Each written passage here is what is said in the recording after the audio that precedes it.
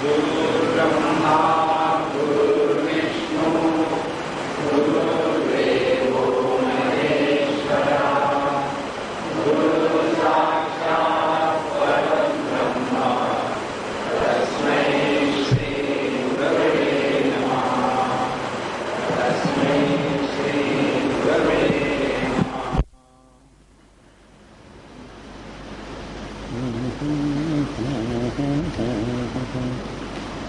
भगवान श्री कृष्ण सांख्य योग के बारे में बता रहे हैं।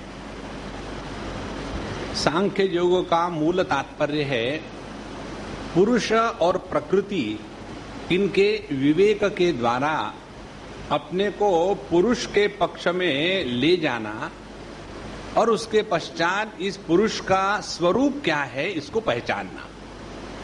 ये दोनों चीजों को मिला करके सांख्य योग की सिद्धि होती है। दूसरा महत्व का भाग ये है कि यह जो प्रक्रिया हमको बताएंगे पहले इसमें ज्ञान देंगे और फिर उस ज्ञान को अपने अनुभव में परिवर्तित करने के लिए जो ध्यान की प्रक्रिया है वो भी देंगे। इसी को कहते हैं भगवद गीता के 7वें अध्याय में ज्ञान विज्ञान योग। ज्ञान माने ज्ञान, विज्ञान माने technology. So science and technology put together is ज्ञान विज्ञान योग और यही सांख्य योग में यहां बता रहे हैं। कल हमको बताया कि परब्रह्म परमात्मा अपनी स्वाभाविक जो अनंत शक्ति है माया शक्ति, परमात्मा की इस शक्ति के भिन्न भिन्न नाम हैं।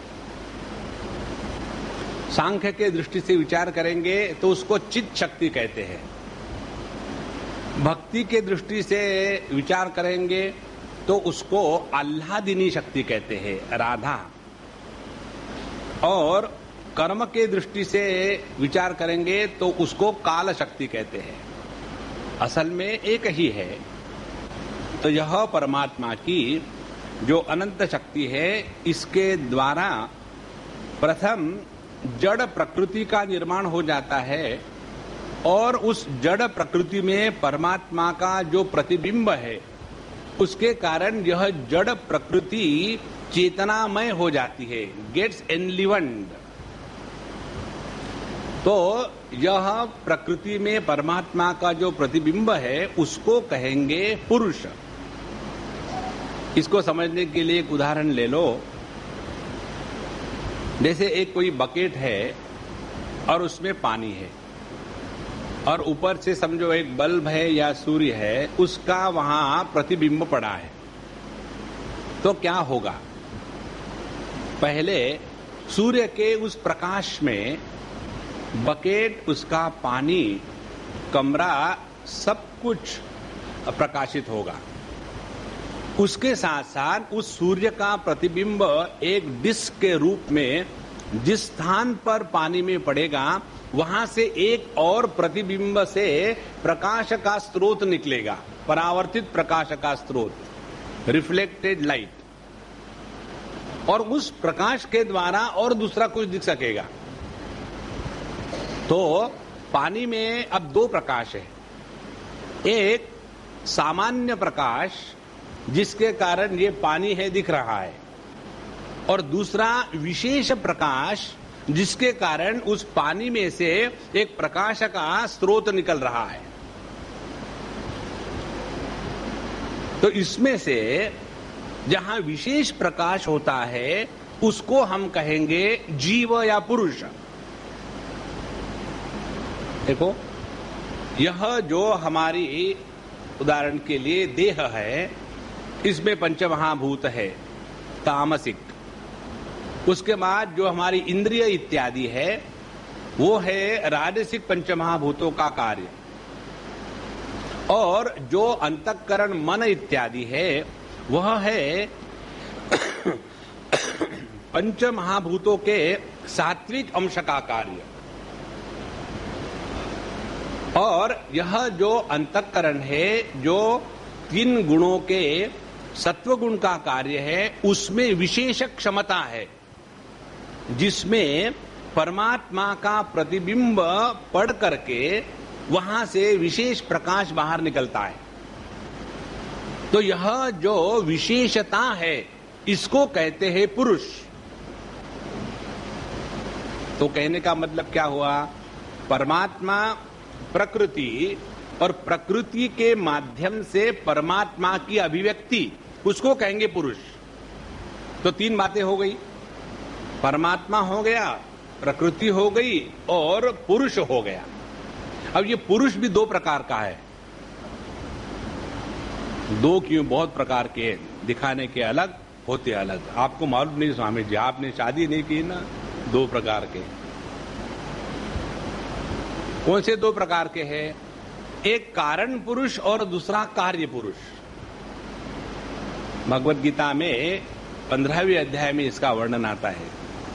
द्वाविमौ पुरुषौ लोके क्षरश्चाक्षर एव च क्षर सर्वाणि भूतानि कूटस्थोक्षर उच्यते। तो दो कौन से पुरुष है? समष्टि प्रकृति में परमात्मा की जो एक अभिव्यक्ति है, जिसको सूत्रात्मा कहो या हिरण्यगर्भ कहो या ब्रह्मा जी कहो, यह परमात्मा की कारणात्मक अभिव्यक्ति को पुरुष कहेंगे। और उसके बाद जो अनेक अंतःकरण है प्रत्येक देह को लेकर के, उस देह में उसी परमात्मा की जो वैयक्तिक अभिव्यक्ति है उनको जीव कहेंगे। देखो, इस प्रकार से इस परमात्मा की क्या क्या अभिव्यक्ति हो गई? परमात्मा की शक्ति के कारण प्रकृति, प्रकृति के माध्यम से परमात्मा की समष्टि अभिव्यक्ति हिरण्यगर्भ, और उसी परमात्मा की व्यष्टि अंतःकरण के माध्यम से जो वैयक्तिक अभिव्यक्ति है उसको कहेंगे पुरुष या जीव। अच्छा, जब जीव और जगत इस प्रकार से निर्माण हुआ तो अगली स्टेप आती है, यदि उनका नियंत्रण करने वाला कोई होगा नहीं, अंकल सैम, तो पूरे जगत में एकदम कैओस हो जाएगा, हाहाकार हो जाएगा। तो फिर क्या करना चाहिए? इनका नियंत्रण करने वाला चाहिए।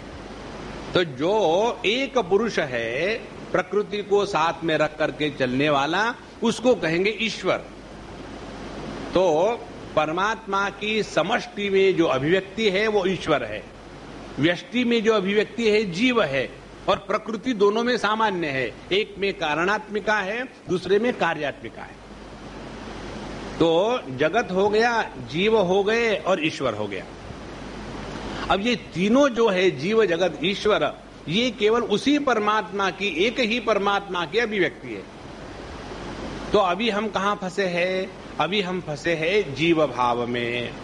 तो इस जीव भाव से हट करके इन तीनों के परे जो एक निरपेक्ष अस्तित्व है, एब्सोल्यूट एग्जिस्टेंस, वहां हमको पहुंचना है। इसके लिए ये प्रपंच है। अच्छा, आगे कहते हैं, यह जो परमात्मा है उसने रजोतम सत्वमिति प्रकृतिरभवन गुणाः मया प्रक्षोभ्यमाणाया पुरुषानुमतेन च। फिर मेरे ही द्वारा प्रक्षोभित होकर के इस प्रकृति में तीन गुणों का उत्थान हो जाता है। आपने ऐसा क्यों किया बाबा? इसलिए किया कि जीवों के कर्मों के अनुसार उनको जो जो आवश्यकता है वो प्रोवाइड करने का मेरा कॉन्ट्रैक्ट है। देखो, एक बार हमने आपको कहानी बताई थी, जब हम वहां गए थे मानस सरोवर कैलाश, उस समय हमारी भगवान शिव जी से और पार्वती अम्मा से भेंट हुई थी, और दोनों बैठे थे और शिव जी बड़े परेशान थे।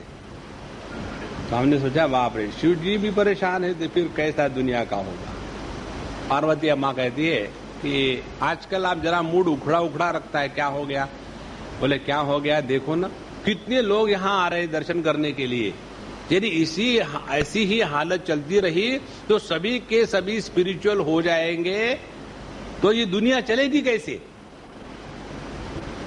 इसीलिए मैं परेशान हूं। तो पार्वती अम्मा बोले कोई बात नहीं, मैं कुछ व्यवस्था मैं कुछ जुगाड़ करूंगी। ये जुगाड़ शब्द पार्वती अम्मा का कहा हुआ है, मैं कुछ जुगाड़ करूंगी। आप वहां चले जाओ काठियावाड़ में या पंजाब में या यूपी में, वहां आपको जुगाड़ व्हीकल मिलती है, सब चीजों को इकट्ठा करके शुरू हो जाती। तो पार्वती अम्मा ने जब ऐसा कहा तो शिवजी कहते तुमको क्या मालूम है दुनिया के बारे में? बोले मैं ट्राई तो कर सकती हूँ ना। बोले क्या करोगी बताओ? तो उन्होंने कहा कि मैं ऐसे करूंगी, ये जो जितने स्पिरिचुअल माइंडेड लोग हैं ना, उनके दिमाग में मैं एक वायरस इंट्रोड्यूस कर दूं। कौन सा वायरस? Institution virus. ये सब लोग आकर के इकट्ठे मेरा भगवान का नाम नहीं लेंगे, इकट्ठा आकर के विचार करेंगे कि अब हम सब इकट्ठे हो गए, अब सात्विक दृष्टि से सत्यानाश कैसा करे दुनिया का, इसको कहते हैं इंस्टीट्यूशन। और जहां इंस्टीट्यूशन हो गई उसके बाद हे स्वामीन आपका संसार चालू रहेगा। बोले हाँ, बहुत बढ़िया बात, मुझे मालूम नहीं था कि आप इतने इंटेलिजेंट हो। देखो, इसीलिए महाराज जैसे जैसे हमको आवश्यकता होती है ना, उसी के अनुसार जगत में हमको सब कुछ मिलता है। सफलता की आवश्यकता होगी तो सफलता मिलेगी, विफलता की होगी तो वो मिलेगी, स्वास्थ्य की होगी तो वो मिलेगी, रोग की होगी तो वो मिलेगी, अच्छी बहू की होगी तो अच्छी बहू मिलेगी, यदि अच्छी सांस की होगी तो अच्छी सांस मिलेगी, यदि उल्टे की आवश्यकता हो तो उल्टा भी मिलेगा। हमको जो जो आवश्यकता है उसको बताने के लिए, प्रोवाइड करने के लिए भगवान ने इस जगत का निर्माण किया। उसके बाद सवाल ये आता है, इसमें जब हम आ गए इस जगत में, तो इस जगत में कैसे रहना है ये हमको कौन बताएगा? भगवान ने तो हमको पूरा हार्डवेयर दे दिया है। जब तक के प्रोग्राम कैसा लगावे, कौन सा प्रोग्राम इंस्टॉल करे। कल मेरे पास एक बहुत बढ़िया प्रोग्राम का लेटर आया था, तो उस प्रोग्राम को लेकर के जीवन को चलाना है। तो ये प्रोग्राम बताने वाले जो है वो है साधु संत, वो आपको बताएंगे ऐसी परिस्थिति में ऐसा व्यवहार करोगे तो तुम्हारा उद्धार होगा, ऐसा व्यवहार नहीं करोगे तो तुम्हारा सत्यानाश होगा। देखो, इन दोनों को लेकर के जब हम जीवन में चलते हैं तब जाकर के हमारी साधना हो रही है। ये स्पष्ट समझ लेना, साधना का तात्पर्य आधा घंटा भगवान के सामने दांत चबाते बैठना। आधा घंटा पता नहीं इतना लंबा क्यों हो गया। देखो, उसको साधना नहीं कहते। तो मैंने ही जीवों के शुभ अशुभ कर्मों के अनुसार प्रकृति को क्षुब्ध किया और उसी से सत्व रजस तमस 3 गुण प्रकट हुए। और यह क्रिया शक्ति प्रधान सूत्र और ज्ञान शक्ति प्रधान महत तत्व प्रकट हुए। तो यह जो हिरण्यगर्भ है, इसमें 2 शक्तियां साइमल्टेनियसली है, क्रिया शक्ति और ज्ञान शक्ति। और यह कारणात्मिका है, अभी जीवों का निर्माण नहीं हुआ।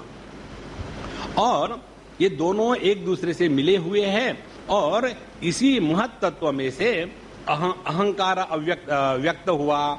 और यही अहंकार जो है व्यक्तियों को मोह में डालने का कारण बनता है। और वो अहंकार भी 3 प्रकार का है, सात्विक, राजसिक, तामसिक। इसीलिए पूरी दुनिया क्या है, 3 पत्ते का खेल है, सात्विक, राजसिक, तामसिक, छुपा के रखो। भगवान का बनाया है ये सब।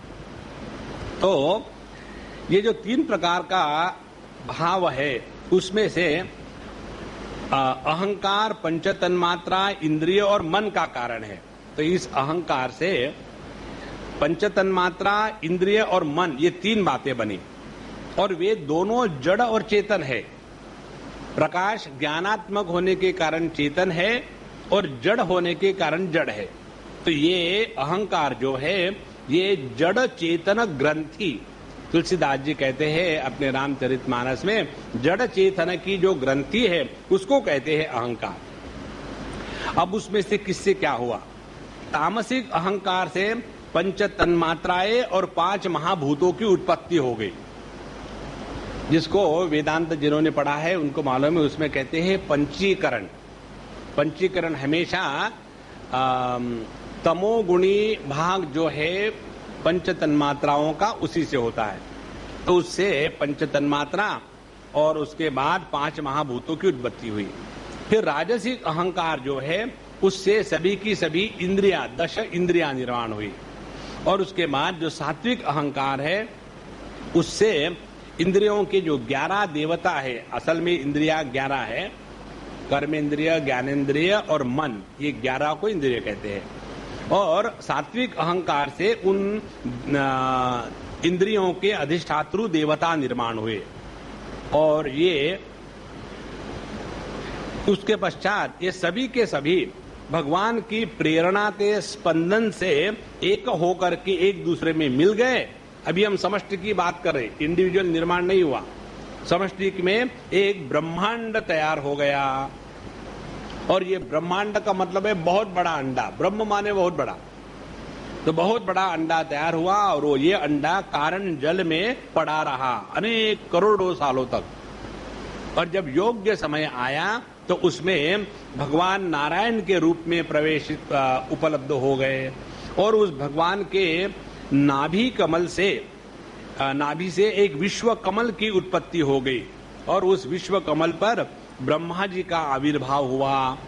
और विश्व समष्टि अंतःकरण ब्रह्मा ने पहले ही बहुत बढ़िया तपस्या की थी, ये भाग हम पहले सुन चुके हैं। और उसके पश्चात मेरी कृपा प्रसाद से उन्होंने रजोगुण के द्वारा भूर्भुवः स्वहा माने पृथ्वी, अंतरिक्ष और स्वर्ग, इन 3 लोगों की और लोकपालों की रचना करी। देवताओं के निवास के लिए स्वर्गलोक, भूत प्रेतादि लोगों के लिए भुव माने अंतरिक्ष लोक, और मनुष्य आदि लोगों के लिए पृथ्वी लोक, इनका निर्णय किया गया। उसके पश्चात इन 3 लोगों के ऊपर में महरलोक, तपलोक इत्यादि सिद्ध पुरुषों के निवास स्थान है। ये सिद्ध पुरुष भी इसी संसार में ही है और हमको इस सिद्धि में नहीं फंसना है। देखो, ये जो योग मार्ग है ना, जिसमें कुंडलिनी जागृति का विचार होता है, शक्तिपात होता है, अनेक प्रकार की साधना बताते हैं, उपासना का प्राधान्य होता है, ये सभी का सभी सिद्ध मार्ग इसको कहते हैं। लेकिन शास्त्रों के अनुसार यह सिद्ध मार्ग भी संसार की ही गति है, परमात्मा की गति नहीं है। क्योंकि अभी यह जैसे आब्रह्म भुवना लोका पुनरावर्तिनो अर्जुन, ये पृथ्वी लोक से लेकर के ब्रह्म लोक तक जितना भी ये 14 भुवन का जगत है, यह सापेक्षिक है, यह निरपेक्ष तत्व नहीं है। लेकिन जब व्यक्ति इस मार्ग में लग जाता है तो बस उसी चक्कर में इतना फंस जाता है कि परमात्मा को भूल गया।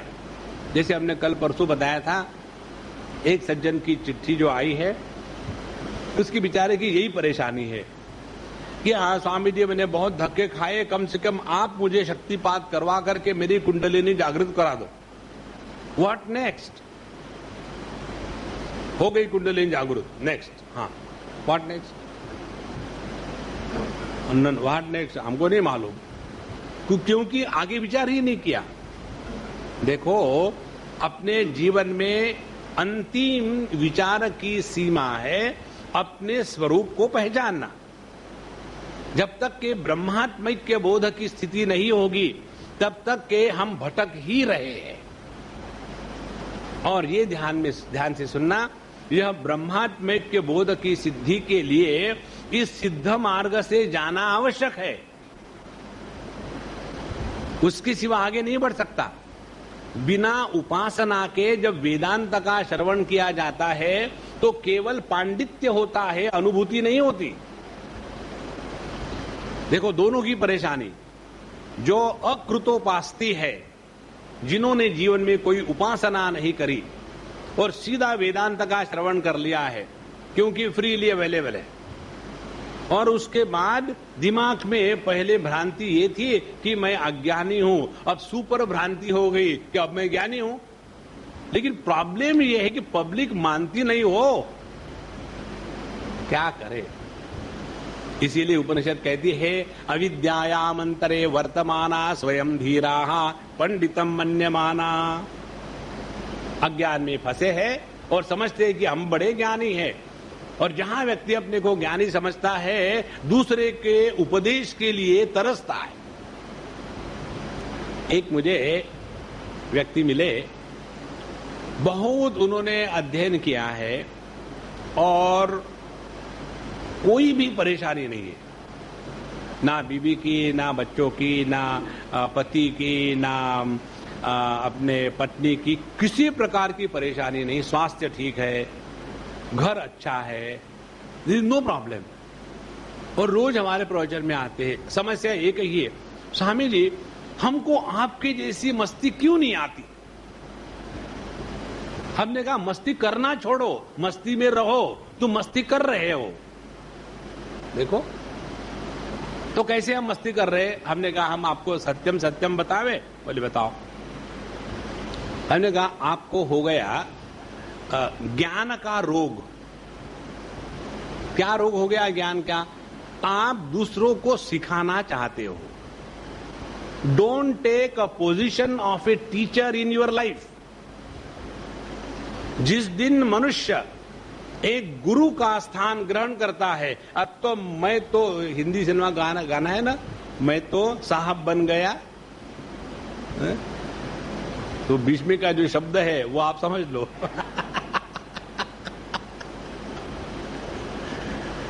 तो मैं तो गुरु बन गया।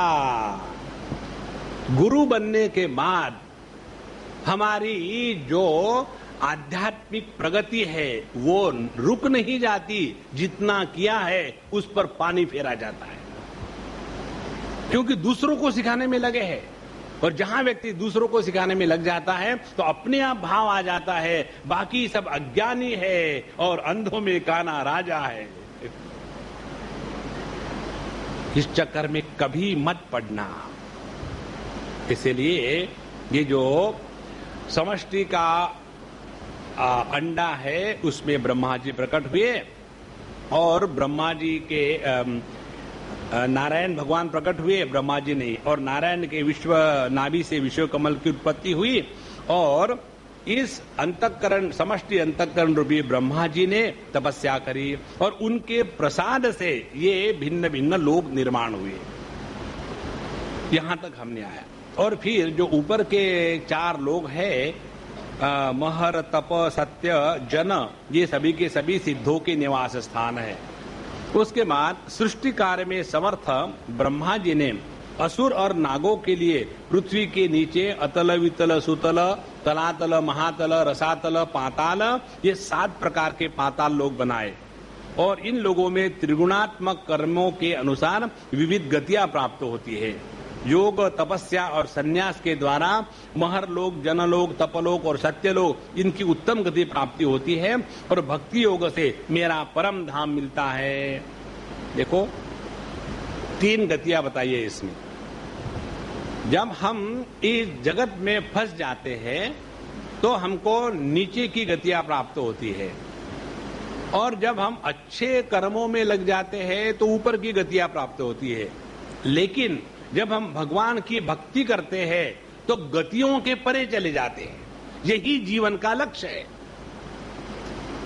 नहीं तो इसी में फंसे रहेंगे। कारण क्या है? देखो, बुरे कर्मों के द्वारा बुरी गति, अच्छे कर्मों के द्वारा अच्छी गति।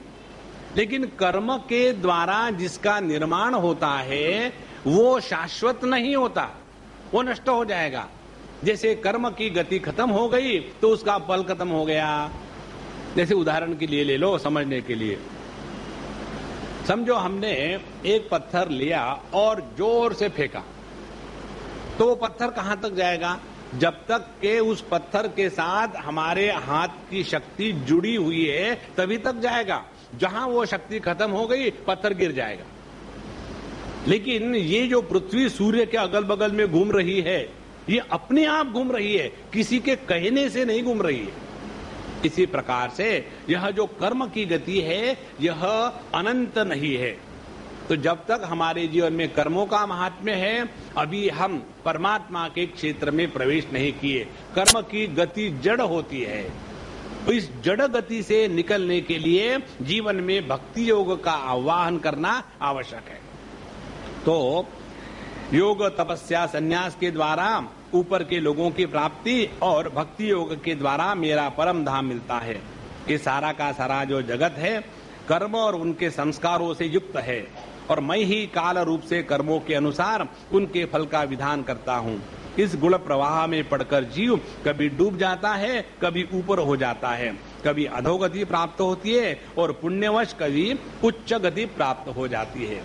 इस प्रसंग का तात्पर्य ये है, अपने जीवन में कर्म हो आवश्यक है, लेकिन कर्म ही सब कुछ नहीं है।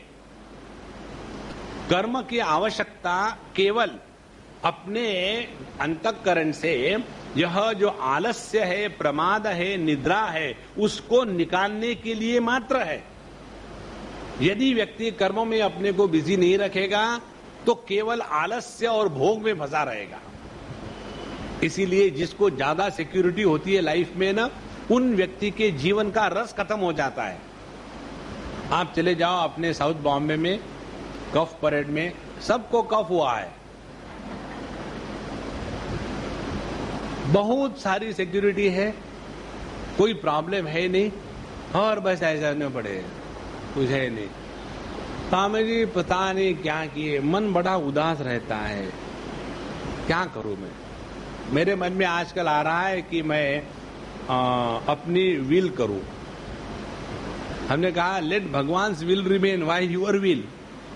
नहीं, मैं अपनी विल की बात सोच रही हूं आजकल। भगवान की बात मत सोचना, कहीं भगवान उठा के ले जाए।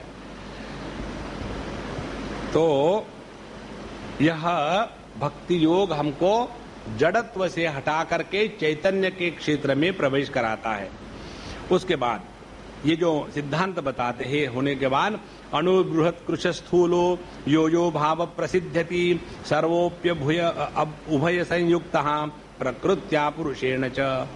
इस जगत में जो छोटी से छोटी भी वस्तु हो या बड़ी से बड़ी वस्तु हो, इन सब की निर्मिति प्रकृति और पुरुष इनके संयोग से ही होती है। इस जगत में कोई भी ऐसी वस्तु नहीं है जिसमें पुरुष और प्रकृति का साथ साथ रहना नहीं है। केवल प्रकृति जो है उसका अस्तित्व नहीं है और केवल जो पुरुष है वह प्रकृति के सिवा कार्यान्वित नहीं हो सकता। देखो, रोज हम लोग जब आते हैं ना तो दाहिने बाजू में भोले बाबा बैठे हैं नीचे और वहां शिवलिंग बैठा है। अब इसका तात्पर्य ये है, आज जब मैं दर्शन कर रहा था तो यही भाव आया, परमात्मा की दो प्रकार की अभिव्यक्ति है। एक तो है अव्यक्त और दूसरा है अभिव्यक्त। जो परमात्मा अव्यक्त है वह निर्गुण निराकार। इस निर्गुण निराकार परमात्मा को बताने के लिए शिवलिंग का आकार स्वीकार किया गया है। अब देखो शिवलिंग कैसा निर्माण होता है, यह प्रसंग नहीं है लेकिन बता देते आपको, आ गया तो क्यों रोका जाए। समझो आपने कोई एक कागज लिया और उसको छेद किया, तो वो छेद क्या है, उसमें कागज का अभाव है। कागज में जो छेद है उसमें कागज का अभाव है। अब समझो आपने देखा होगा कोई पुरानी पुस्तकें जिसमें दीमक लग जाती है, तो इतनी सारी बड़ी मोटी पुस्तक, उसमें से दीमक में काट काट के पूरा का पूरा छेद बना दिया, पंच कर दिया। अब उसका यदि आप डिजाइन करो, उसका यदि आप आकार निकालो, तो वो आकार शिवलिंग का होता है। करके देखो। अब ये क्यों और कैसा, देखो, कागज के अभाव को छेद कहते हैं। Hole is absence of paper. अब ये सब आकाश जो है, दिस इज एब्सेंस। ये जितना आकाश है ये अभावात्मक है। अभाव में जब होल होगा तो क्या होगा? Think. The absence of absence is presence, है ना? नहीं समझ में आ रहा, नेवर माइंड, कन्हैया को पकड़ो, सब समझ। तो यह संपूर्ण जो आकाश है, इस आकाश में जब छेद हो जाता है तो अभाव के अभाव में जो अभिव्यक्त है उसको कहते हैं शिवलिंग। और शिवलिंग क्या है? उसका कोई आकार नहीं, माने इसके सभी आकार है। देखो, जिसका अपना कोई आकार नहीं होता वो सभी आकार ग्रहण कर सकता है। हम लोगों ने जो मेट्रोलॉजी पढ़ी है केमिस्ट्री में, उसमें सब बताते हैं लोहे के या चांदी के या सुवर्ण के क्या क्या गुण है। एक कभी नहीं बताते कि उसका आकार क्या है, क्योंकि उसका आकार होता ही नहीं। जो तत्व है वह आकारहीन होता है। जो तत्व है वो सभी आकारों को आधार देता है, लेकिन स्वयं का अपना कोई आधार नहीं होता। तो इस तत्व को बताने के लिए शिवलिंग बनाते हैं। अच्छा, और ये शिवलिंग कहाँ होता है? योनि में होता है। तो शिवलिंग हो गया पुरुष और योनि हो गई प्रकृति। तो पुरुष और प्रकृति, इन दोनों के मिलाप से ही जगत पैदा होता है। और कौन सा पैदा होता है? नंदी, बैलोबा। देखो, और उसका ध्यान कहाँ होता है? उसका ध्यान होता है शिवलिंग की तरफ। देखो, तो जहां उस नंदी ने शिवलिंग की तरफ देखा तो उसी नंदी को धर्म कहते हैं, और उसी नंदी ने शिवलिंग से यदि मुंह मोड़ लिया तो उसको संसारी जीव कहते हैं। देखो, और यही जो अव्यक्त परमात्मा तत्व है, जब इस जगत पर उपकार करने के लिए अभिव्यक्त होता है तब वह शिव जी का रूप धारण करता है। और उस शिव जी के रूप में आप देखेंगे, जब शिव जी का जो भी अकेले का रूप है वो हमेशा शांत और ध्यानमय होता है। और दूसरा शिव जी का रूप कौन सा है? बंगाली रूप, जिसमें काली माता अपनी जबान को बाहर लटका रही है और 50 मुंड माला, 50 मुंडों की माला गले में लटकी हुई है, और भोले बाबा को नीचे सुला दिया है, चुप। और भोले बाबा कहते नेवर माइंड, खेल लो, लेकिन याद रखना मेरे सिवा तुम्हारा अस्तित्व नहीं है। प्रकृति का, शक्ति का आधार शिव है। इसीलिए काली की मूर्ति में जो प्रकृति प्रधान जगत है वो बताने के लिए काली की उपासना है।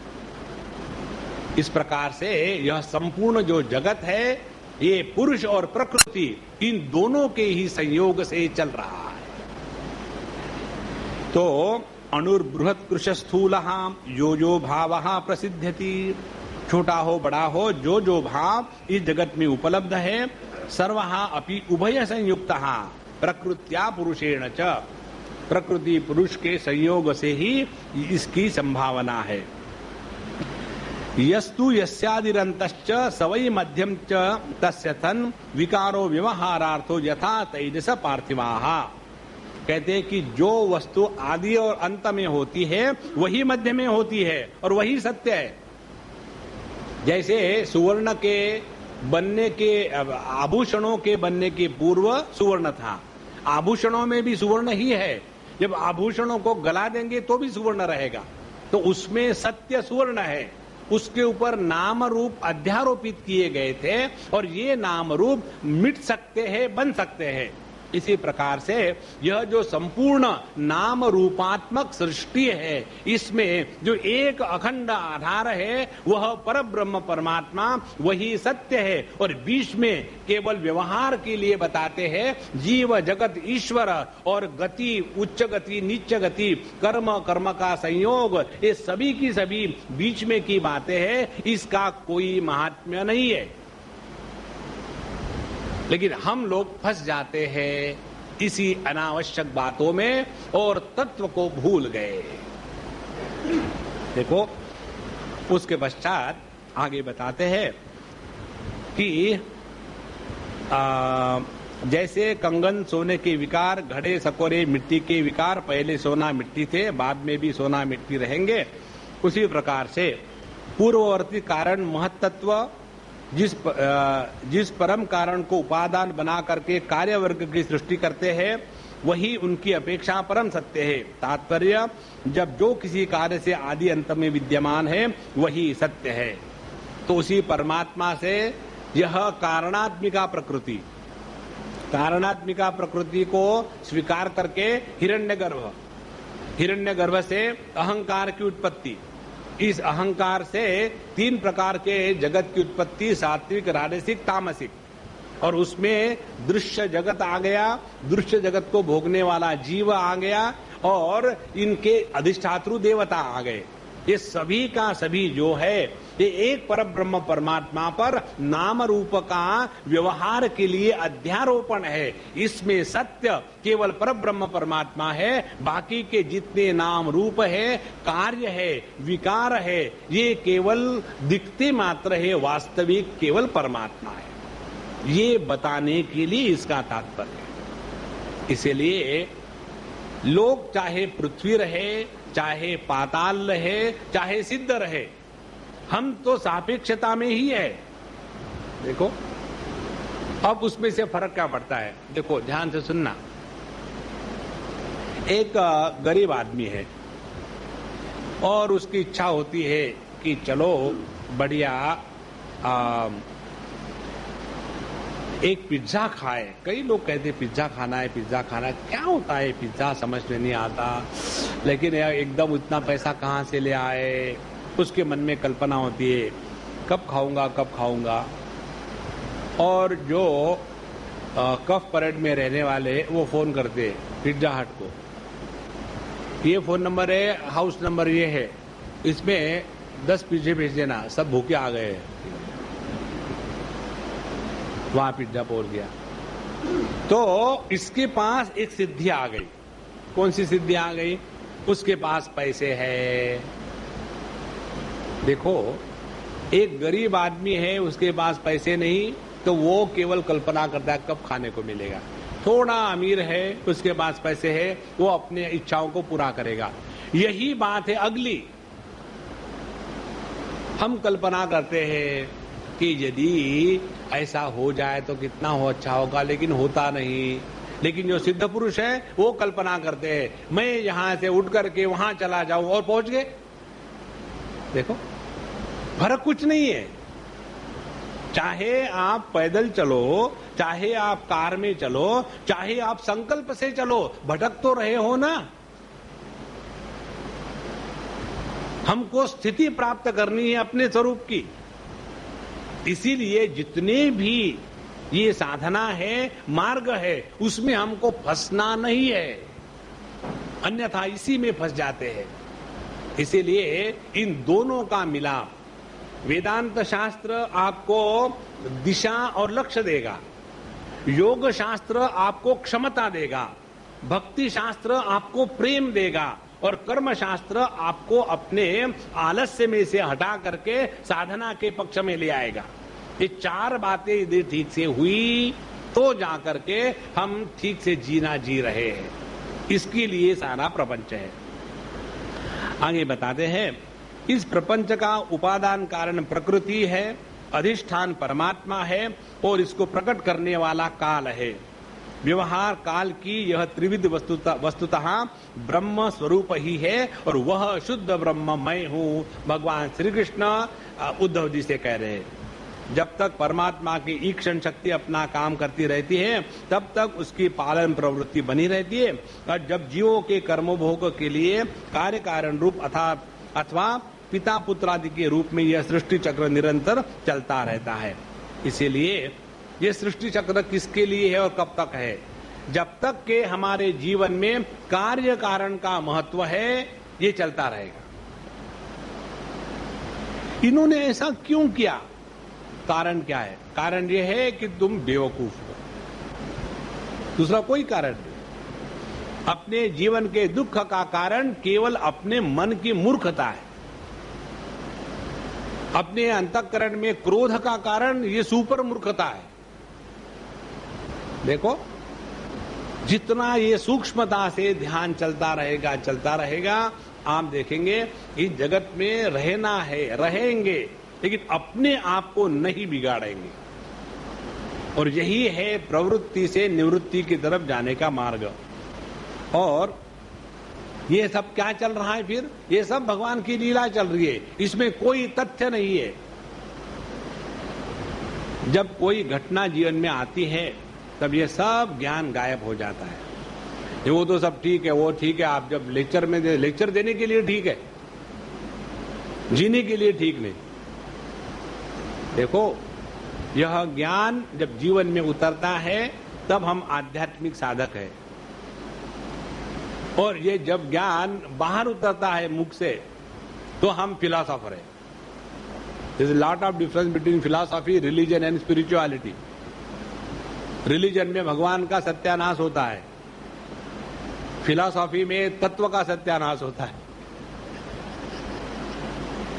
और केवल आध्यात्मिक क्षेत्र में ही परमात्मा की प्राप्ति है, ना रिलीजन में है ना फिलॉसफी में। तो यह जो विराट पुरुष है, इसी की यह लीला चल रही है और इसी में सृष्टि, स्थिति और लय ये अखंड रूप से चल रहा है। अब ध्यान से सुनना, यह जो लीला भगवान की चल रही है, इसको कैसे समझना? यह जगत इन तीन चीजों में हमेशा उपलब्ध है, जन्म, स्थिति और मृत्यु, हर एक वस्तु का। और यही है काल का प्रभाव। जैसे बचपन या शैशव, जब हम शिशु थे तो शिशुत्व आया, पैदा हुआ, थोड़ी समय तक रहा, उसके बाद शिशुत्व नष्ट हो गया और फिर कौमारावस्था आ गई। तो एक का मृत्यु को ही दूसरे का जन्म कहते हैं।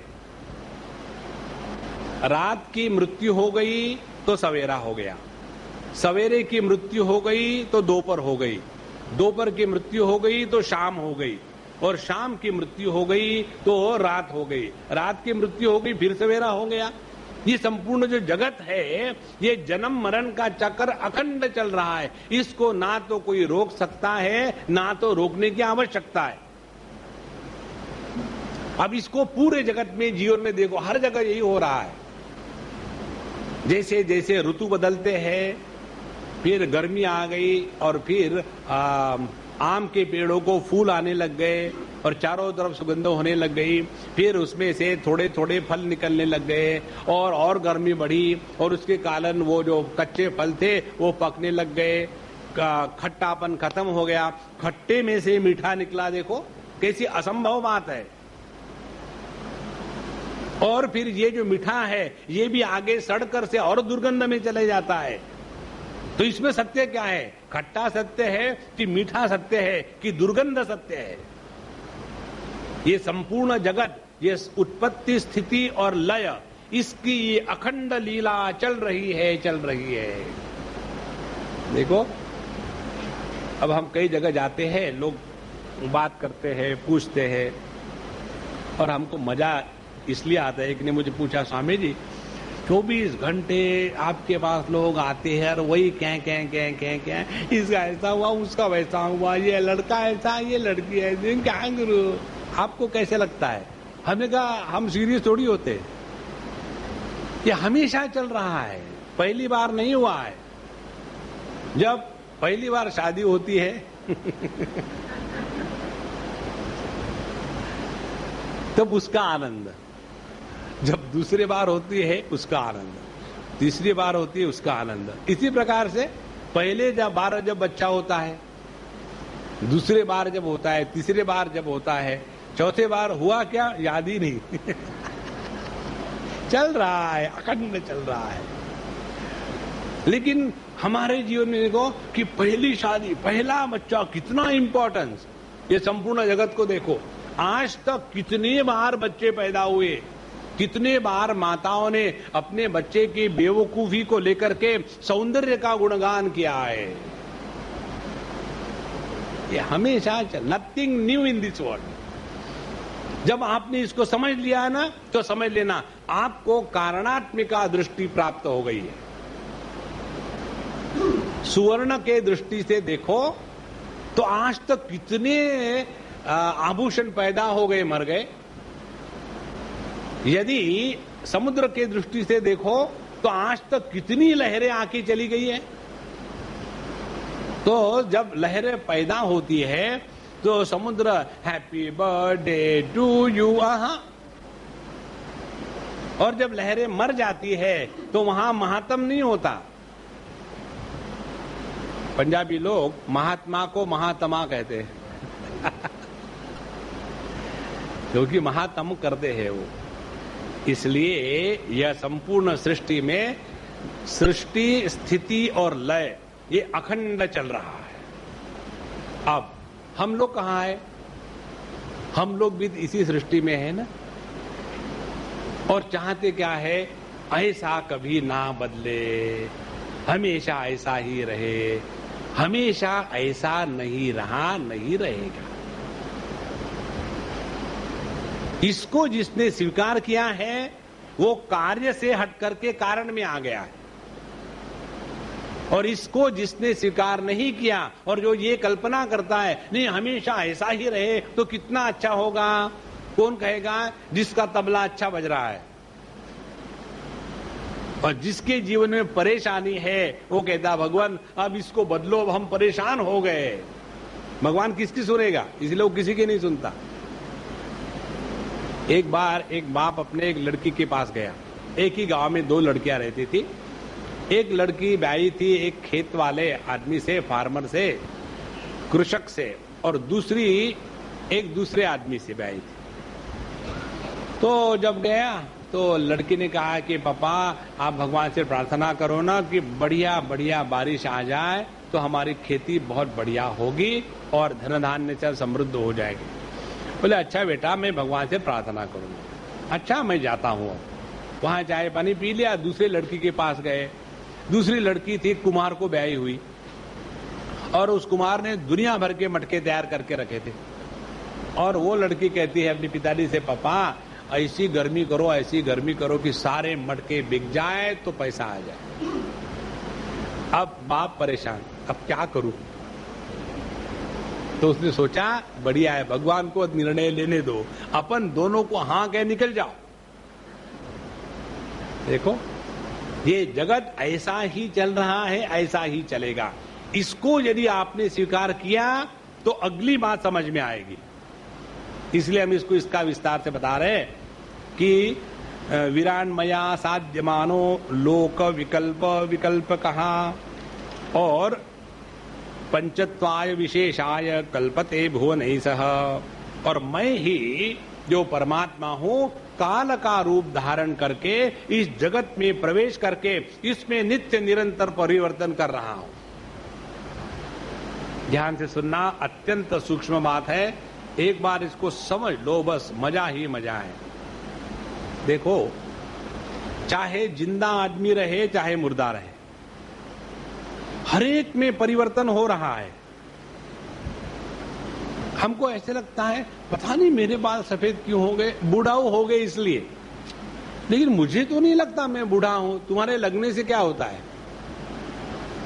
तो ये जो देह है इसमें हम चाहे न चाहे परिवर्तन आ रहा है। अब ये परिवर्तन जिसके कारण आ रहा है वह परिवर्तित नहीं हो रहा है। देखो जिसके कारण आभूषणों के नाम रूप में परिवर्तन आता है वह सुवर्ण कभी भी परिवर्तित नहीं होता। इसी प्रकार से जिस सत्ता के कारण ये संपूर्ण जगत में अनेक प्रकार के परिवर्तन आ रहे हैं वह अखंड चेतन सत्ता ज्यों की त्यों है। इस पर विश्वास मत करो, अनुभव है ये। और जितना हमारा ध्यान इस तत्व की तरफ रहेगा उतना हम आध्यात्मिक मार्ग में, योग्य दिशा में प्रगति कर रहे हैं। इससे क्या होगा? जब एक आभूषण बिगड़ जाता है, गल जाता है, तो सुवर्ण रोता है क्या? नहीं। इसी प्रकार से अपने जीवन में कोई चीज बनी, कोई चीज बिगड़ी, तो उसके कारण रोना धोना होना बंद हो जाता है। जगत का नियम ही है ये। इसमें हमेशा ऐसा ही चलता रहा है। मनुष्य का मोह यही है कि वो चाहता है हर चीज मेरे कहने के अनुसार होनी चाहिए। आपके कहने के अनुसार आपके मनीराम मानते हैं क्या? स्वयं अपना मन अपनी बात नहीं सुनता, और हम चाहते हैं दूसरे लोग अपनी बात सुने। एक जगह हम गए थे और वो सज्जन अपने नौकर को लेकर के बड़ा गुस्सा कर रहे थे। जब हम गए तो उन्होंने गुस्से को निगल लिया, लेकिन बोल ही दिया, स्वामी जी पता नहीं ये नौकर लोग इतने बेवकूफ क्यों होते हैं। हमने कहा प्रभु, बेवकूफ जो आदमी होते हैं ना, उनकी केवल दो गतियां हैं। एक तो वो नौकर बनते हैं, नहीं तो स्वामी बनते हैं। अब तुम बताओ क्या हो, नौकर हो कि स्वामी हो? बेवकूफ है इसलिए तो नौकर बना है, फिर स्वामी बेवकूफ कैसे है? जो बेवकूफ को रखता है वो कैसा क्या होगा? और सुपर बेवकूफी। और ये जो बेवकूफ स्वामी है वो अपेक्षा करता है कि नौकर बेवकूफ ना रहे। यदि वो बेवकूफ नहीं होते तो हमारे साथ नहीं टिकते। ये सब पूरा जो धंधा है ना, बेवकूफी का है। इसीलिए चक्कर में मत पड़ो, ये जगत ऐसा ही है, इसकी तरफ ध्यान देना। तो जब मैं इस जगत के निर्माण का संकल्प करता हूं तो जगत निर्माण होता है। जब तक मेरा मूड बना है चलने दो चलने दो चलने दो, और जब मेरा मूड खत्म हो गया, बहुत हो गया, चुप, और फिर मैं संहार का संकल्प करता हूं, कि जितना का सबका सब है, फिर लय को प्राप्त हो जाता है। एक बार कहीं वायरस लेबोरेटरी में हमको ले गए दिखाने के लिए, और सब दिखा रहे थे ये चूहे है, सफेद है। हमने कहा यहां भी अंग्रेजी चूहे क्या, अपने हिंदुस्तान में चूहे नहीं है क्या? स्वामी जी इनको चूहे नहीं कहते, इनको माइस कहते हैं। ठीक है, अंग्रेजी में को है तो चूहा ही। तो फिर उन्होंने बताना शुरू कर दिया, ये इनब्रेड लाइन है, ये आउटब्रेड लाइन है ना। ठीक है, आगे क्या हो गया? और फिर कहते हैं इनमें हम लोग वायरस को इनॉक्यूलेट करते हैं, माने इंजेक्शन देते हैं। उसके बाद हम उनको ऑब्जर्व करते हैं, और जब ऑब्जर्वेशन के अनुसार फिर उनका डोज क्या है, सबको निर्णय होता है, विरुलेंस कितना है, सब बताते हैं। और जब वो हमको बता रहे थे तो हम उनको कम सुन रहे थे, हमारा ध्यान चूहों की तरफ, बड़े अच्छे थे। और वो चूहे एक दूसरे में झगड़ा कर रहे थे, मुझे खाने को चाहिए, नहीं मुझे खाने को चाहिए, मैं खाऊंगा, तू क्या समझता अपने आप को। और ये चूहों के कॉलोनी को कंट्रोल करने वाला वो साइंटिस्ट ऊपर से देख रहा था। यहां रिएक्शन ठीक आ रही है, यहां रिएक्शन ठीक नहीं है। इसी प्रकार से कन्हैयालाल ऊपर बैठे हैं, और ये पूर्वी पृथ्वी पर एक बहुत बड़ा चूहा कॉलोनी है। इसको डॉलर का इंजेक्शन दे दो, इसको डॉलर का इंजेक्शन देने के बाद देखो कैसा करता है। इसको दिनार का इंजेक्शन दे दो, इसको देखो कैसा करता है। उसके नीचे पेट्रोल रख दो, देखो कैसा फुदकता है। उसके ऊपर में गर्मी रख दो, देखो कैसा परेशान होता है। और इस प्रकार से भगवान का ये अखंड एक्सपेरिमेंट चल रहा है। तो जैसे हम उस चूहे के कॉलोनी की चूहों को देख रहे थे, उसी प्रकार से भगवान देखता है, देखो देखो कैसे झगड़ रहे पेट्रोल के लिए। कहता है मेरा है, कहता है मेरा है, बेवकूफ मेरा है, मैं तो ऑब्जर्वेशन ले रहा हूं। देखो, जो साइंटिस्ट उस चूहों को लेकर के बाद में उठाते हैं, उठाने के बाद मारते हैं, मारने के बाद प्रेम से खोलते हैं, फिर देखते हैं उसकी स्प्लीन कितनी लंबी हो गई, उसके लीवर पर क्या इफेक्ट है, उसके हार्ट की कंडीशन क्या है ना। लेकिन चूहों को पूछो तो, भगवान मुझ पर ऐसे कष्ट क्यों किए, मैंने कौन सा पाप किया था, तुम्हें पाप करने की भी क्षमता कहां है। ना हम पाप कर सकते हैं ना पुण्य कर सकते हैं, सभी का सभी उसकी इच्छा से हो रहा है। लेकिन अहंकार विमूढ़ात्मा करता अहमिति मन्यते, यही तो बेवकूफी है। जिस दिन ये समझ में आ जाएगा प्रभु ये भगवान की लीला चल रही है, इसमें कोई अपना नहीं कोई पराया नहीं। आज हम बड़े हैं कल छोटे हो जाएंगे, आज हम छोटे हैं कल बड़े हो जाएंगे। जो छोटे बच्चे वही बड़े होते हैं ना, और जो बड़े हैं वो छोटे हो जाते। देखो ये दादा दादी लोग जो होते हैं ना, अपने ग्रैंड चिल्ड्रन के साथ देखो कैसे व्यवहार करते हैं। और यही जब माँ बाप होते हैं तो बच्चों को परेशान करके छोड़ते हैं, इसीलिए उसका बदला निकालने के लिए उनके बच्चे बच्चे पैदा करते हैं, और उसके बाद दादा दादी को सौंप दिए और फिर तमाशा देखते हैं। हमको परेशान किया था, ये मत करो वो मत कर।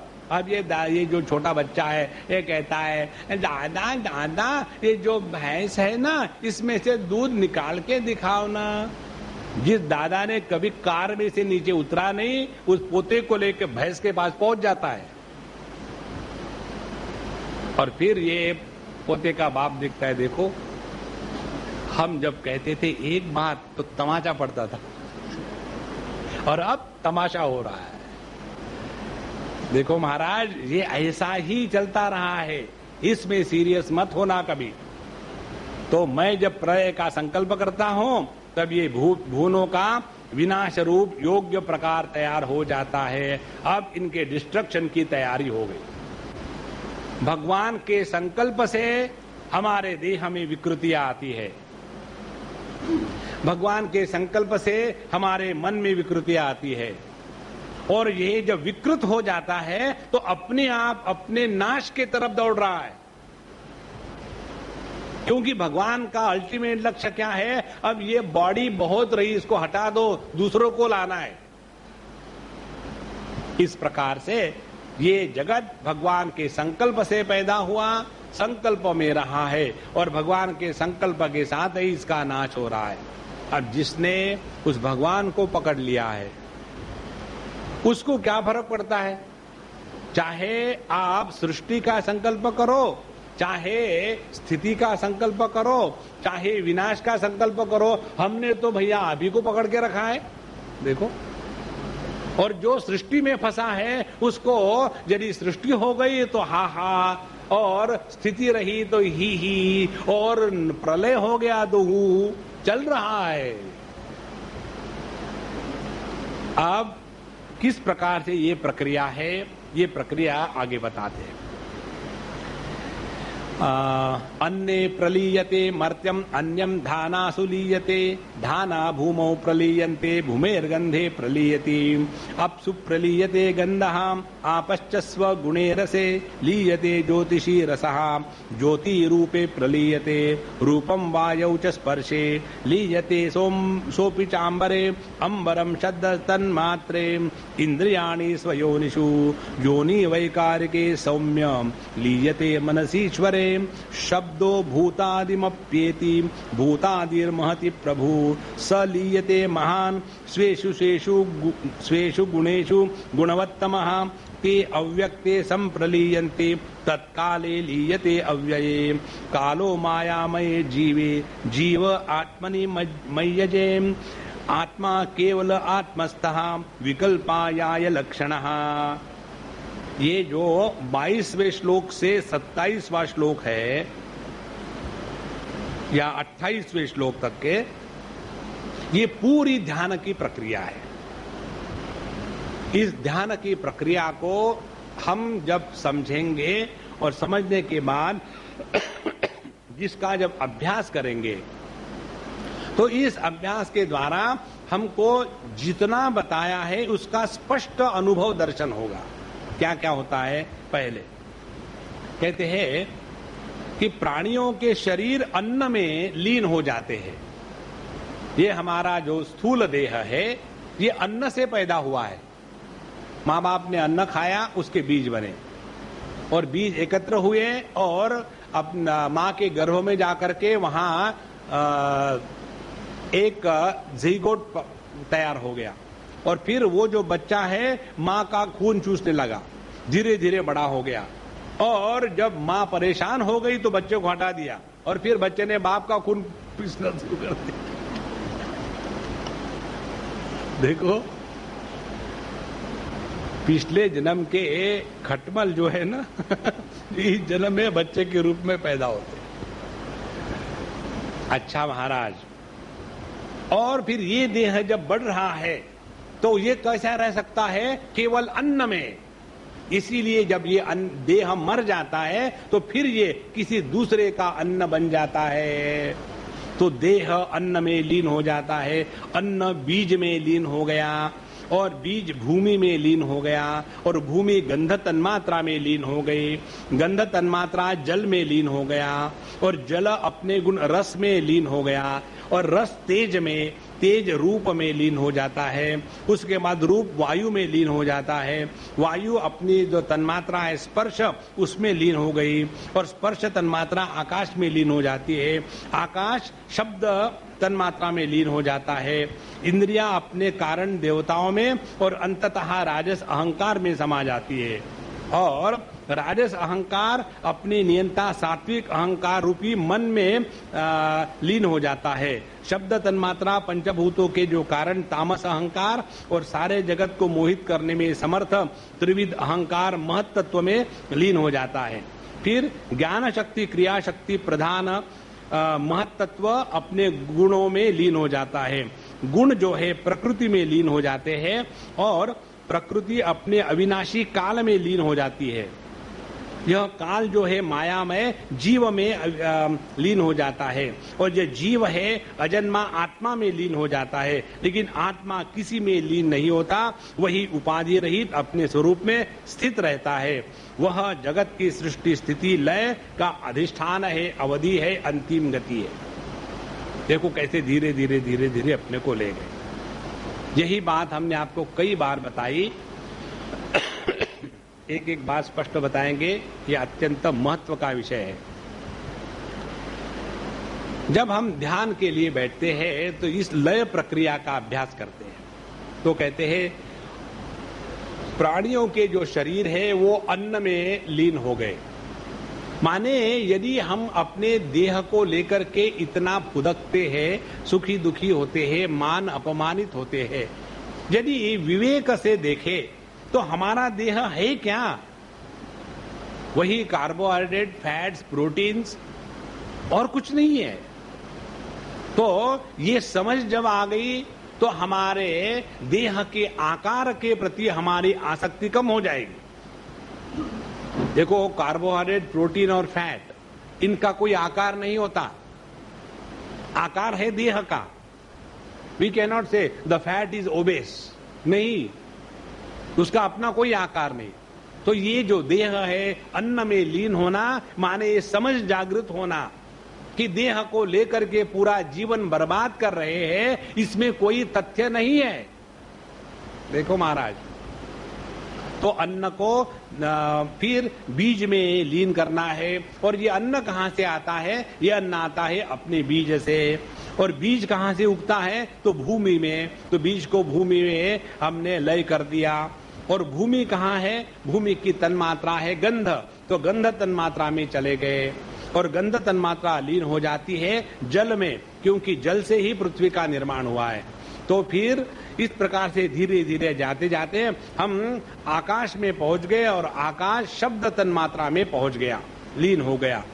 और जितनी भी अपनी इंद्रियां हैं अपने देवताओं में और आखिर में जाके राजसिक अहंकार में समाहित हो जाती है। और ये राजसिक अहंकार है सात्विक अहंकार में। अब इसका अर्थ क्या हो गया? लय की प्रक्रिया का बाहरी स्वरूप और अंतर स्वरूप। बाहरी स्वरूप ये है कि जगत के जितने विषय है यह तामसिक अहंकार के कार्य है। माने जितने भी दृश्य पदार्थ है ये तामसिक अहंकार है अपने देह से लेकर के। इस तामसिक अहंकार के कार्यों को हमको लीन करते करते इंद्रियों में लाना है, और इंद्रिय क्या है? राजसिक अहंकार के कार्य है। तो ऑब्जेक्टिव वर्ल्ड से विड्रॉ होकर के अपने इंद्रियों के पास आ जाए। आवृत्त चक्षुः अमृतत्वमिच्छति। जहां हम अपने इंद्रियों के पास आ गए और फिर अब इंद्रियों से भी हट करके अपने मन के पास आ जावे। इंद्रियों से हट करके मन के पास आना माने क्या? माने इंद्रियों के गुलाम बन करके नहीं रहना। जब हम इंद्रियों के गुलाम बन करके नहीं रहते हैं तब हमारा मन स्वाभाविक शांत रहने लग जाता है। आप देखेंगे हमारे मन के विक्षेप के कारण इंद्रियों के प्रति जो हमारी गुलामी है वही है। हम चाहते कुछ है वैसा होता नहीं और फिर विक्षेप शुरू हो जाते हैं। जहां हम अपने मन में पहुंचे तो हम सात्विक तमोगुणी अहंकार से उसके कार्य से हट करके रजोगुणी अहंकार उसके कार्य में आ गए। अब यहां आने के बाद अगली स्थिति है। अगली स्थिति क्या है? अब हमारे जीवन में मन के शांति को सर्वप्रथम प्राधान्य है। जीवन में सबसे महत्व की स्थिति क्या है? अब हमारा मन शांत रहे, शांत रहे।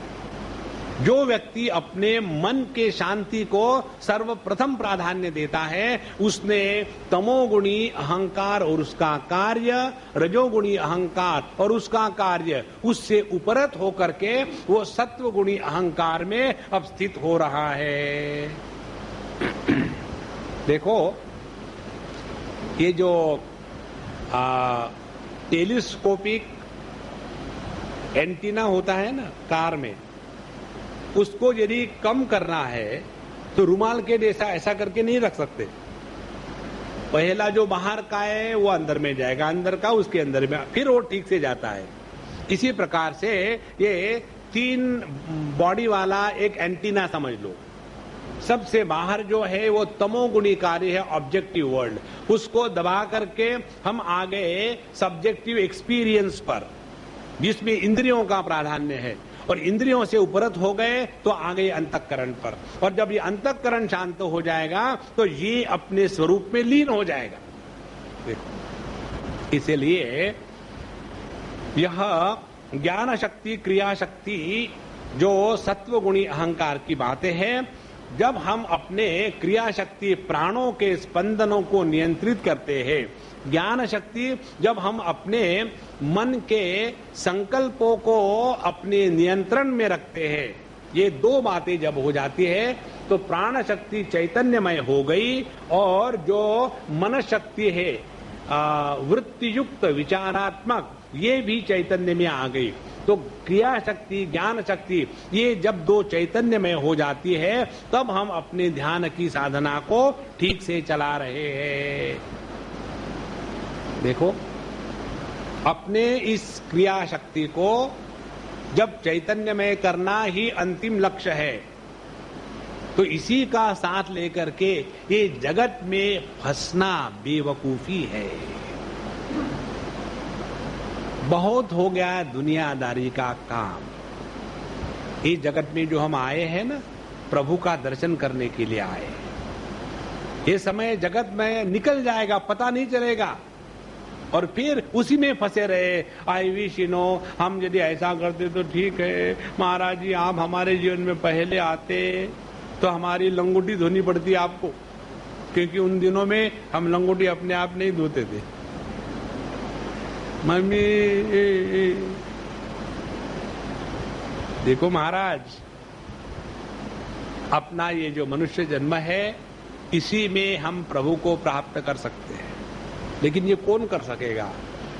जिसके अंतःकरण में ये जिज्ञासा जागृत हो गई। इस जिज्ञासा को जागृत करने के लिए अपने तरफ से क्या साधना है? एक साधना है मन को शांत प्रसन्न रखे। शांत प्रसन्न रखे का मतलब है इतना शांत और प्रसन्न है कि आप बोलते जाओ और आपके एक एक शब्द के साथ हम परमात्मा के तरफ पहुंच रहे। शब्द का त्याग, रूप का त्याग, रस का त्याग और अंधकार में जाकर के खर्राटे शुरू। देखो, मनुष्य का मन जब शांत रहने का आदी नहीं होता तो ध्यान में नींद आती है। जिन जिन लोगों को जीवन में ये अभ्यास नहीं किया है, अपने एक स्थान पर बैठो, कुछ मत करो, केवल शांत बैठो। ये मत समझना ये टाइम बर्बादी है, नहीं, बहुत बड़ी साधना है।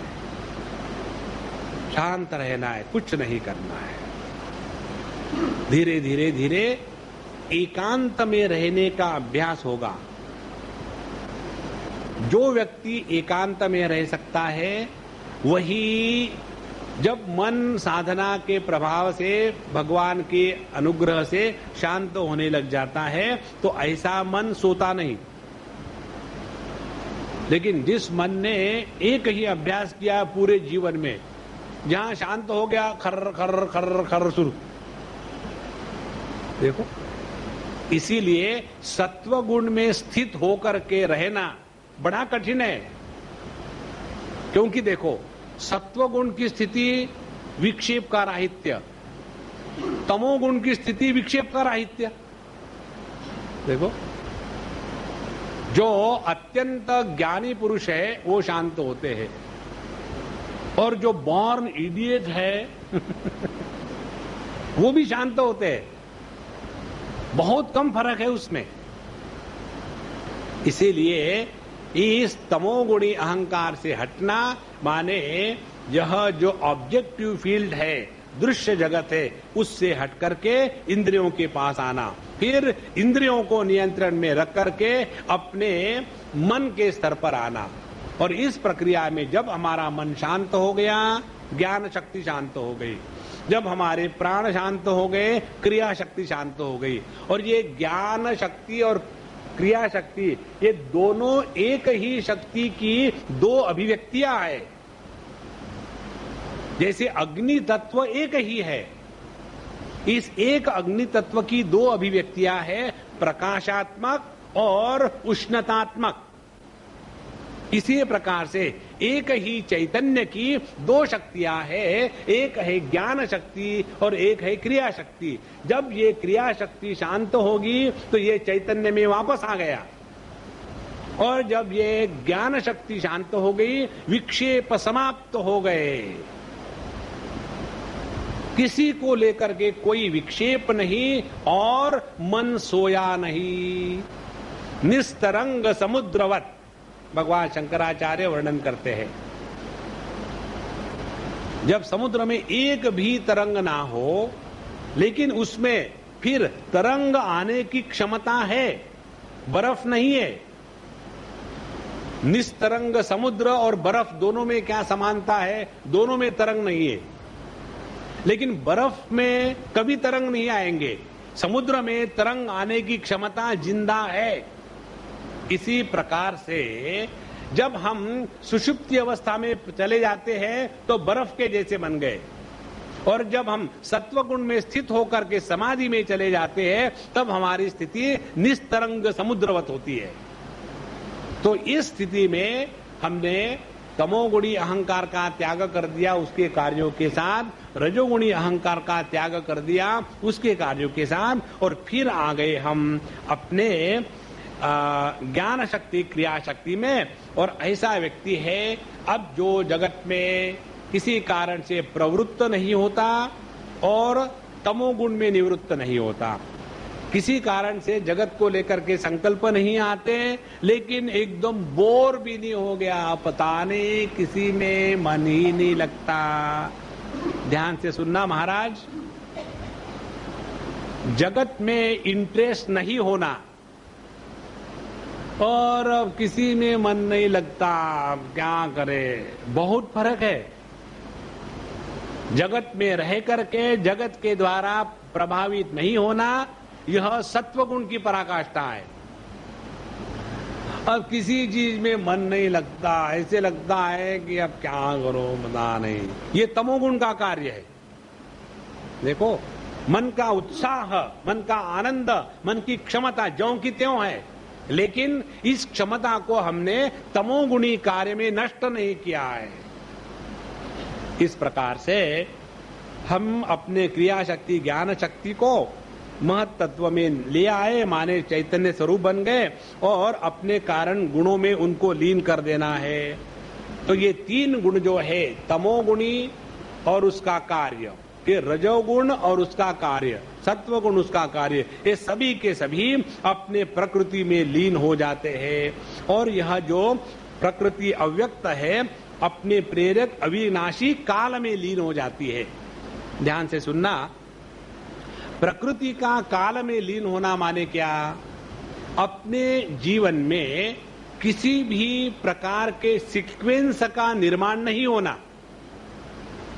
सीक्वेंस कैसा निर्माण होता है?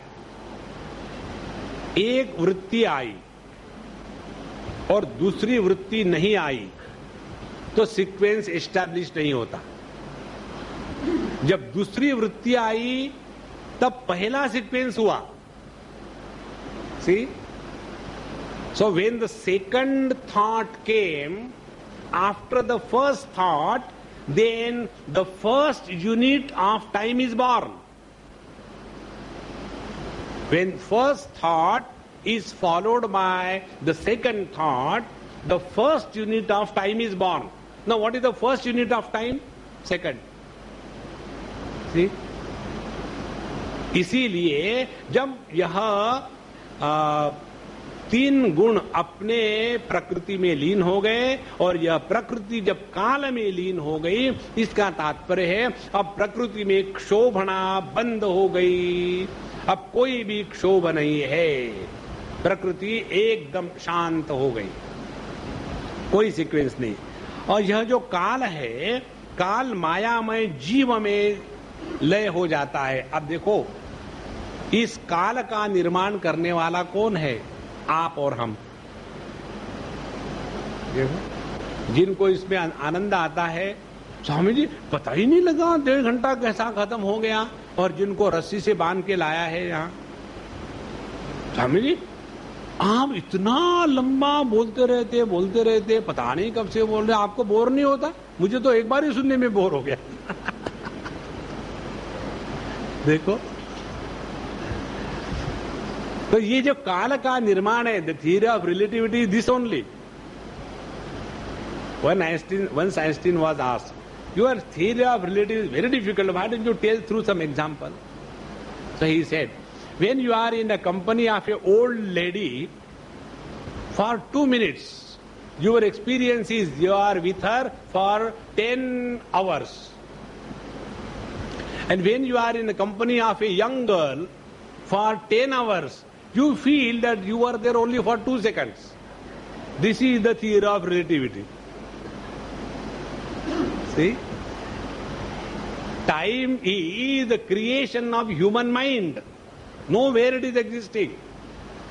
तो यह जो काल तत्व है, ये जीव में लीन हो गया। देखो कैसे लीन हो जाता है, ध्यान से सुनना। जीव भाव में ही द्वैत की कल्पना सिद्ध है, और काल के निर्मिति के लिए 2 की आवश्यकता है। अब देखो, look at the cosmic clock.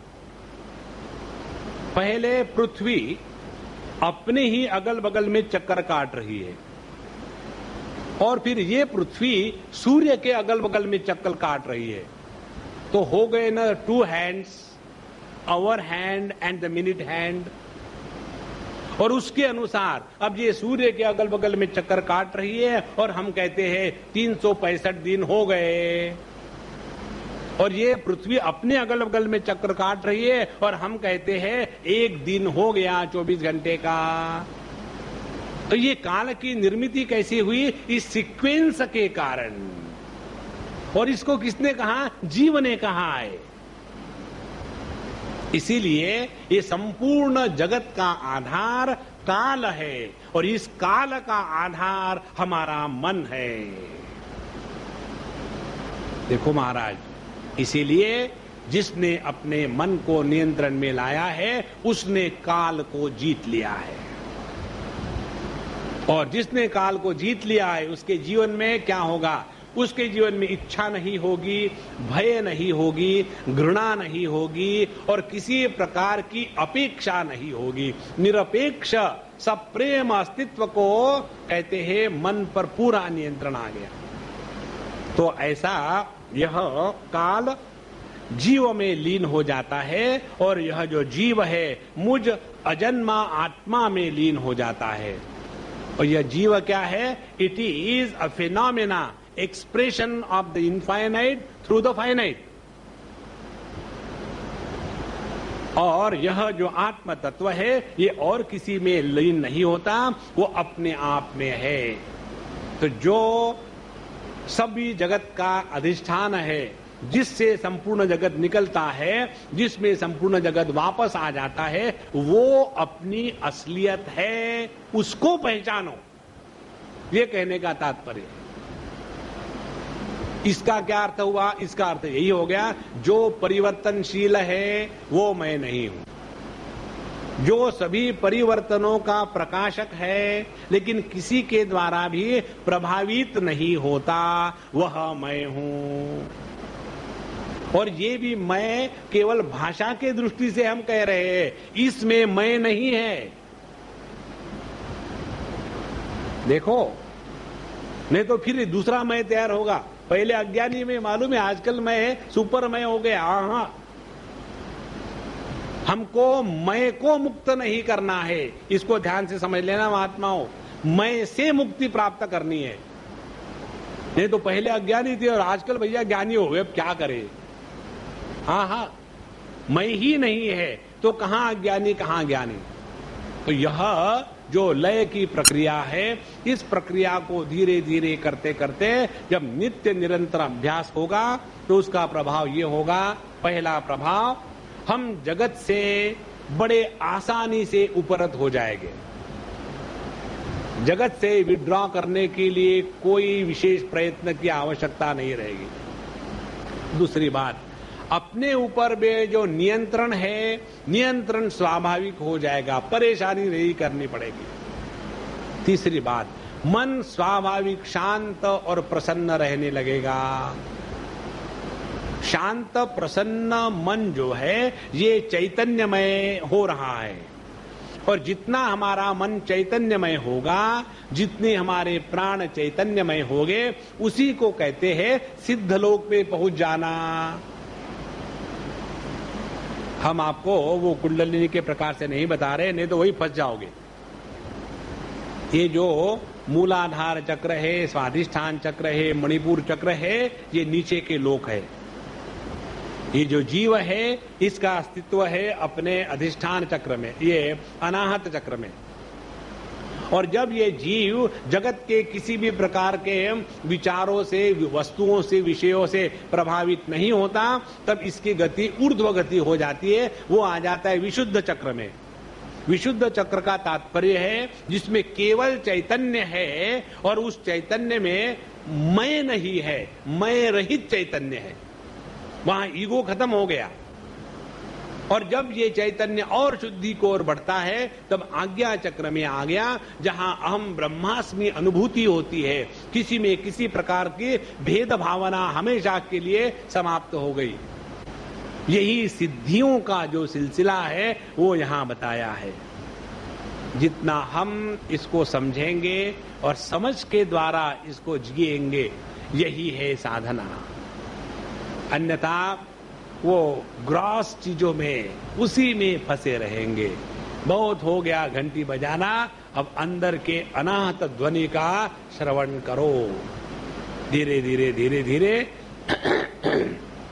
सभी के सभी जो नाद है संपूर्ण विश्व के, चाहे ओंकार का पवित्र ध्वनि हो, चाहे मच्छर की गुनगुनाहट हो, इन सब का जो एक आधार है अनाहत ध्वनि, वो वहां इसको पकड़ लो। देखो ऐसा करते करते करते करते ये संपूर्ण जगत अपने आप में रहेगा और हम इसके द्वारा प्रभावित नहीं होंगे। यही जीवन की परिपूर्णता है। इतना कहने के बाद भगवान कहते हैं, एष सांख्य विधि प्रोक्तः संशय ग्रंथि भेदनः प्रतिलोमानुलोमाभ्याम परावरदृशा मया। उद्धव जी, मैंने कार्य और कारण दोनों का मैं साक्षी हूँ। मैंने तुम्हें सृष्टि के प्रलय और प्रलय से सृष्टि की सांख्य विधि बतला दी है। इससे संदेह की गांठ कट जाती है और पुरुष अपने स्वरूप में स्थित हो जाता है। इसी को पातंजल दर्शन के सूत्र में कहते हैं, तदा द्रष्टुः स्वरूपे अवस्थानम। इसके साथ यह 24वां अध्याय पूरा हुआ और अगला अध्याय 25वां हम लोग जुलाई में जब मिलेंगे तब करेंगे। जून के महीने में आप लोग कुल्लू मनाली चले जाओ। ओम पूर्णमदः पूर्णमिदं पूर्णात् पूर्णमुदच्यते पूर्णस्य पूर्णमादाय पूर्णमेवावशिष्यते। ओम शांति शांति। हरि ओम। श्री गुरुभ्यो नमः। हरि ओम।